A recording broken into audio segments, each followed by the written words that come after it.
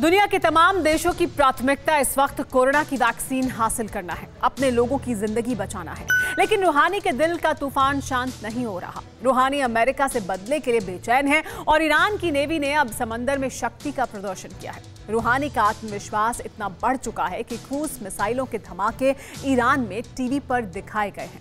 रूहानी ने एक बार फिर जता दिया है कि युद्ध तो होकर रहेगा, अमेरिका से बदला तो जरूर लिया जाएगा। लेकिन इस बीच समंदर में कुछ ऐसा हुआ कि दोनों देशों के बीच युद्ध होते होते रह गया। रूहानी के दिल में नफरत की इतनी ही आग धधक रही है। दुनिया जब जब रूहानी के नाम को भूलने लगती है, ईरान में कुछ ऐसा होता है कि अमेरिका ही नहीं, पूरी दुनिया का ध्यान ईरान की तरफ चला जाता है।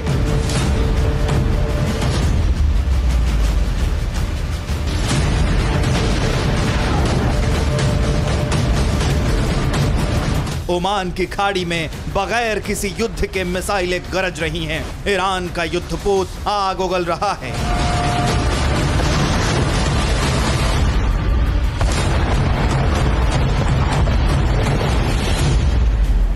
धमाके हो रहे हैं, टारगेट तबाह किए जा रहे हैं। रूहानी की नेवी दुनिया को यह दिखाने की कोशिश कर रही है कि ईरान में कितनी जान है। दुश्मन को ईरान से पंगा कितना महंगा पड़ सकता है।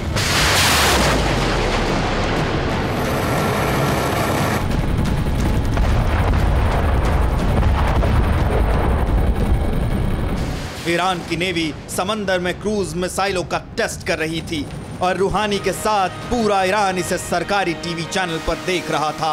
ओमान की खाड़ी में ईरान का युद्धाभ्यास बुधवार और गुरुवार को हुआ।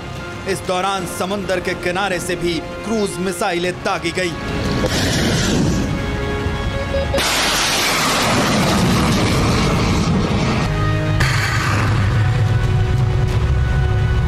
ईरान ने क्रूज मिसाइलों की ताकत का प्रदर्शन तो जरूर किया, लेकिन इस बात का खुलासा नहीं किया कि इसकी रेंज कितनी है।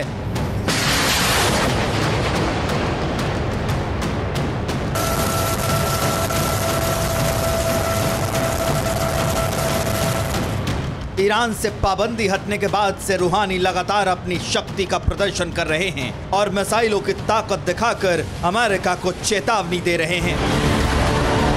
कासिम सुलेमानी की हत्या के 1 साल पूरे होने के बाद से ही अमेरिका और ईरान के बीच फिर से तनाव बढ़ गया है और नेवी की एक्सरसाइज से टेंशन और बढ़ गई है।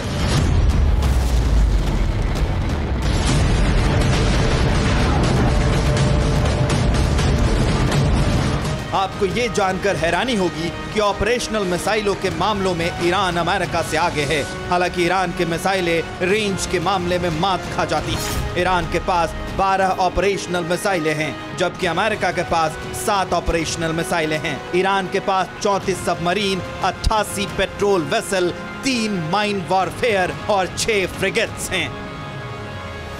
ईरान की समुद्री ताकत की बात करें तो युद्धपोत, पनडुब्बी, माइन वॉरफेयर सब मिलाकर कुल तादाद 398 है।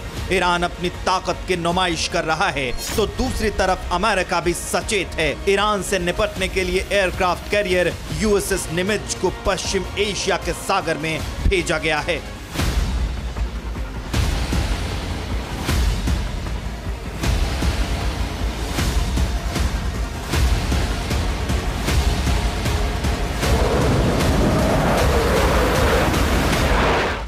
अमेरिकी युद्धपोत यूएसएस निमित्ज समुद्र में तैरता एक छोटा शहर जैसा है। इस एयरक्राफ्ट कैरियर का फ्लाइट डेक 4.5 एकड़ में फैला है। निमित्ज से हर आधे मिनट पर एक फाइटर जेट उड़ान भर सकता है। इसकी ऊंचाई 23 मंजिला अपार्टमेंट के बराबर है।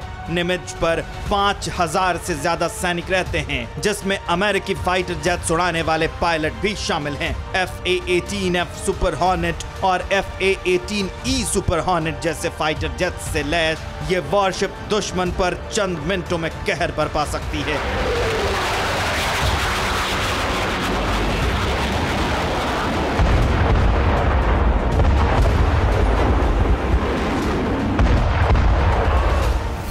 बेड़े में कुल 90 एयरक्राफ्ट हैं, जिसमें घातक फाइटर जेट्स हैं।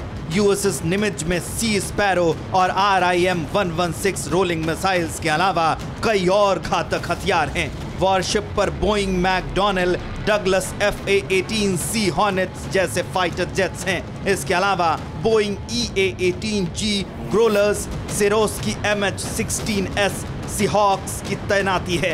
इस पर MH-16R सीहॉक्स और ग्रूमान C-2 ग्रेहाउंड जैसे एयरक्राफ्ट तैनात हैं।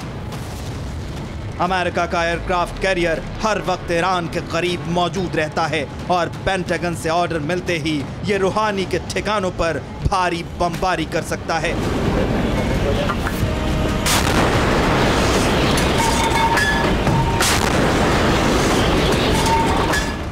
अमेरिका चाहे तो ईरान के करीब आकर मिसाइलों से भारी तबाही मचा सकता है, लेकिन रूहानी अपने जिद पर अड़े हैं और ईरान को युद्ध की आग में झोंकने के लिए बेताब हैं।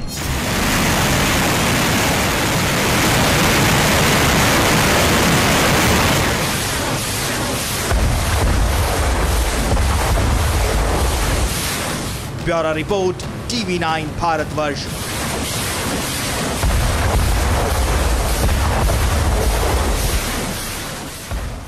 परवाह देश की, सोमवार से शुक्रवार रात 10 बजे TV9 भारतवर्ष पर।